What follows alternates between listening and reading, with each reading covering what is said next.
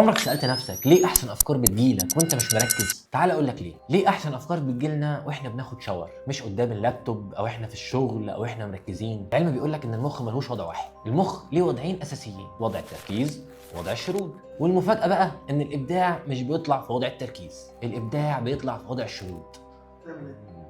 بطلع افكار، والعلماء سموا الوضع ده بالديفولت مود نيرف، ودي شبكه بتتنشط في المخ لما انت بتبقى سايب نفسك، يعني مش بتضغط على نفسك او مش بتجبر مخك ان هو يفكر. العالم ماركوس رايكل من جامعه واشنطن، على اسمي اكيد العالم الذكي، هو اول واحد اكتشف الشبكه دي. لقي ان المخ وهو مش مركز بيستهلك طاقه قريبه جدا من وهو مركز. يعني ايه؟ يعني من الاخر الشرود ده مش كسل، ده شغل داخلي عميق. عارفك مبسوط انت. في دراسه من جامعه هارفارد قالت ان العقل بيسرح 47% من الوقت، والناس اللي عقلها بيسرح بشكل طبيعي تطلع افكار ابداعيه اعلى من الناس اللي ضاغطين على نفسهم طول الوقت. عشان كده وانت سايق او بتاخد شاور او قبل ما تنام بتطلع لك الفكره فجاه وبتحس كده ان هي نورت، بس مش معنى ده ان انت تاخد ساعه في الحمام. فالفكره اللي طلعت لك دي مش مجرد صدفه، ده عقلك اخيرا ارتاح. فالخلاصه مش لازم تزق عقلك دايما عشان يجيب لك افكار ابداعيه، احيانا اذكى حاجه تعملها انك تسيبه يسرح، لان الابداع بيحب الهدوء مش الضغط. ولو عجبك الفيديو ده ما تنساش تعمل لنا لايك وفولو، لو انت على اليوتيوب اعمل لنا سبسكرايب